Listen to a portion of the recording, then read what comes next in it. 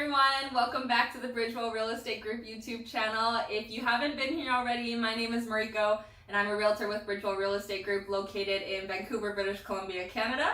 And in my videos I talk about all things real estate. So whether you're a home buyer, a home seller, or a homeowner, this is really a place where we provide you with educational material so that you can make the best decisions possible for you and achieve your real estate goals. So today's video I'm going to be talking about something that I talk about very often with my clients, and it's pre-sale versus resale.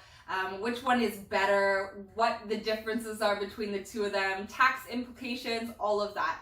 And I'm really surprised that I hadn't done this video already actually, and I was looking at different options for me to film a video on what I wanted to talk about, and this one came up and I was like, yeah, this is really important stuff. And I'll start this video by saying that there's not necessarily one that is better or worse than the other. It really is a personal decision, and you have to just assess the pros and cons of each based on your particular situation and just make an educated decision on what's best for you, your timeline, your budget, and of course taking risk into consideration. So without further ado, let's get into it. So I've separated out into pre-sale versus resale. The main points that I usually like to talk about with regards to this is the completion date differences, GST, property transfer tax exemptions, and then also risk. So just starting out with basic definitions between pre-sale and resale, generically the easiest way to think about it is a pre-sale is something that has not been built yet, and it's going to be sold by a developer or the developer's sales staff.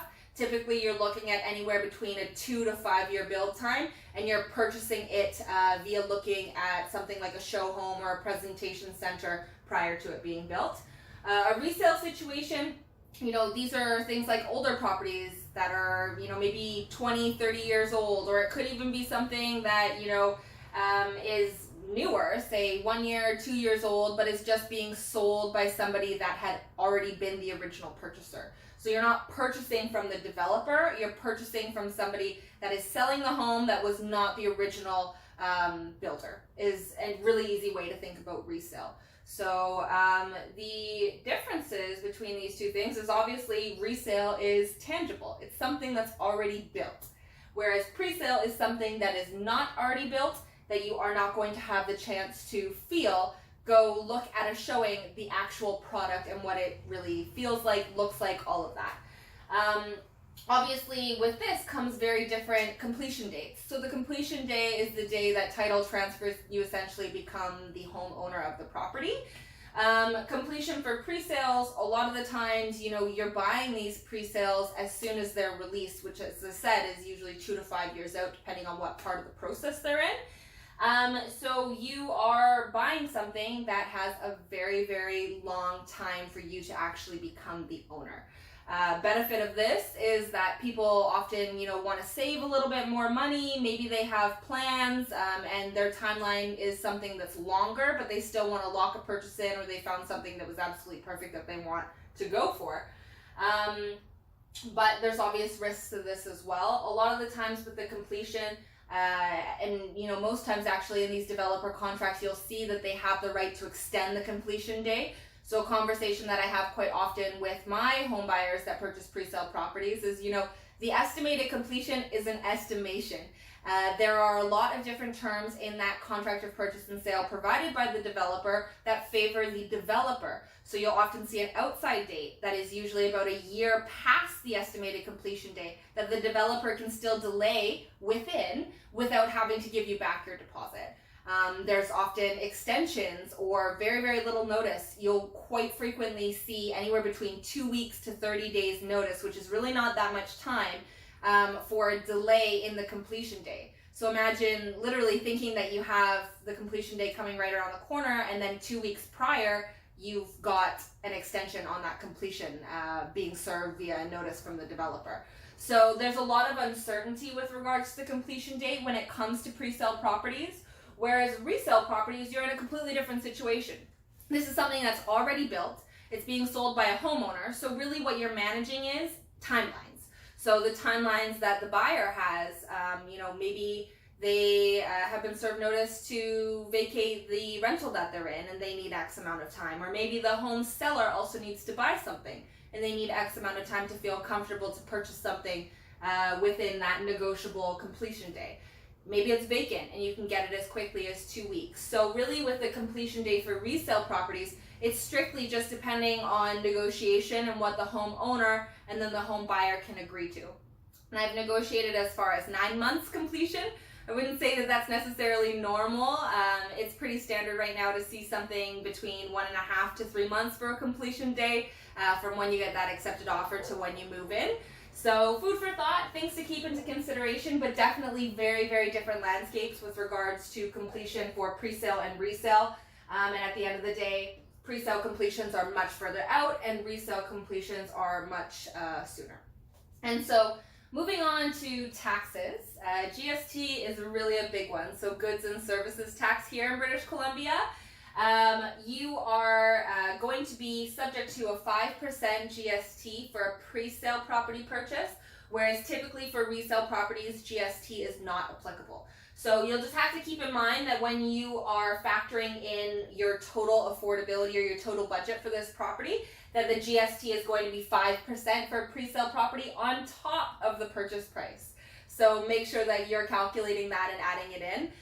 One thing to note about GST is that if you are getting a mortgage, a lot of the times the mortgage broker can blend the GST into your mortgage payment. So it might not necessarily be a lump sum cost that's payable at the completion day when title transfers, but rather it could be something that you might have the option to blend into your mortgage payments and pay out over a period of time. So that's pre-sales subject to the 5% GST. There are small rebates for properties that are less than $400,000 depending on whether you get the full exemption or a partial exemption.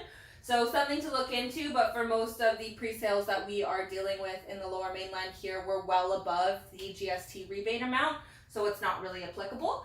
And again, resale properties, no GST for the most part. Now, property transfer tax. So that is an additional tax that gets charged at completion. It's not something that you can necessarily get away from unless you are exempt from it by means of two common ways, I would say. One is the newly built home exemption, and the other one is the first-time home buyer property transfer tax exemption. So in a pre-sale situation, that's where we're dealing with the newly built home exemption. So that's definitely something to look up. You just have to keep in mind that for both of these exemptions, you have to qualify yourself. So meeting requirements such as being a Canadian citizen or a permanent resident, using the property as your primary residence, things like that. And then the property itself also needs to qualify. So the threshold for the property transfer tax exemption for the property itself for a pre-sale situation is higher. It's $750,000 threshold for the max purchase price, whereas in a resale situation, it's a $500,000 max purchase price for the full exemption. There are also partial exemptions for within a $25,000 amount for both of these as well. So something to keep into consideration, but for the full exemption, we're dealing with $750,000 numbers and $500,000 numbers. Keep in mind that these numbers can change. Right now it is August 2020, so always make sure to look up any updates with regards to these amounts if they change. Newly built home exemption is for pre-sales, and then the first-time homebuyer property transfer tax exemption is for resales. Now, another thing to note as well is the first-time homebuyer portion of it. In a pre-sale situation, it could be the first home that you're purchasing, it could be the third home that you're purchasing. They don't limit it to first-time homebuyers only for this exemption, whereas with resale properties, this is a first-time homebuyer only kind of exemption. So something to keep in mind is that the exemptions for property transfer tax, they're two different types of exemptions, but they both involve property transfer tax. So definitely look into that more, or ask me if you have any questions about this moving forward. Now, last but not least is risk. Generally, people are going to say that pre-sales are more risky. And the reason why is because you're dealing with such a long completion in most cases. There's a lot of uncertainty with regards to what the market is going to be like, whether lending rules change, what interest rates are going to be like. And all of these things maybe affect your affordability or affect your monthly payment. And also, what if, during that period of time you lose your job or your job changes? A lot of things can change within that time span of 2 to 5 years or however long it is. Whereas with resale properties, as I said, we're working with a much quicker completion that will, generally be within that 3-month period. There's less uncertainty with regards to, job changes, interest rates, all of that. They'll be relatively similar. Another thing to consider with regards to presale is the risk of, the market changing if you are buying and selling in different markets. So for example, if you're buying a presale in today's market and basing it off of what you could potentially sell your home for in today's market, but by the time the completion actually occurs, say 3 years from now, the market has dropped significantly for your sale, then all of a sudden the numbers might not work out in the same way. So there's no, crystal ball, unfortunately, as to what the market will be like when you actually sell it. So just keep in mind that when we are dealing with buying and selling in different markets, that you always have to hope for the best but assume the worst. And so you might want to have some kind of discount on the contingency numbers that you're factoring in for your sale in the future if you are going to buy a presale at this particular point in time. So these are really the big things when it comes to presale versus resale. I could go on and on about this, but these are really the main points that I would say. So completion differences, one is subject to GST, property transfer tax exemptions for you to be aware of on both sides, and the differences in thresholds, and then whether or not it's required to be a first-time home buyer. And then, of course, just assessing risk for presale versus resale. So I hope that this video was helpful and really just gave you guys a better idea of what to expect when it comes to thinking about whether presale or resale is better for you.